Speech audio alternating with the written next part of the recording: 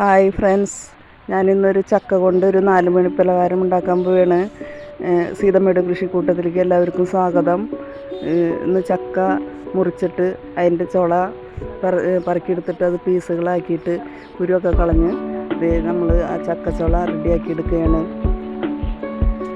ചക്കച്ചുള റെഡിയാക്കി എടുത്ത് കഴിഞ്ഞിട്ട് നമ്മൾ ഒരു പാത്രം എടുക്കും, മൈദ എടുക്കും. മൈദ ഇത്തിരി ഉപ്പും മഞ്ഞൾപ്പൊടി ഇട്ട് നല്ലോണം മിക്സ് ചെയ്തിട്ട് നന്നായിട്ട് മിക്സ് ചെയ്യുക. ഇത്തിരി വെള്ളം ഒഴിച്ചിട്ട് എന്നിട്ട് നമ്മളൊരു നന്നായിട്ട് മിക്സ് ചെയ്യുക കേട്ടോ. മിക്സ് ചെയ്ത് കട്ടിയൊന്നും ഇല്ലാണ്ട് മിക്സ് ചെയ്തെടുക്കുക. എന്നിട്ട് പാൻ പാത്രം വെച്ച് ഈ ചക്കച്ചുള ഈ മൈദയിൽ മുക്കിയിട്ട് മൈദ മിക്സിയിൽ മുക്കിയിട്ട് പാൻ പാത്രം ഇട്ട് വെളിച്ചെണ്ണ ഒഴിച്ച് വെളിച്ചെണ്ണ ചൂടാകുമ്പോൾ ഇട്ട് ഇട്ടുകൊണ്ടിരിക്കുകയാണ്.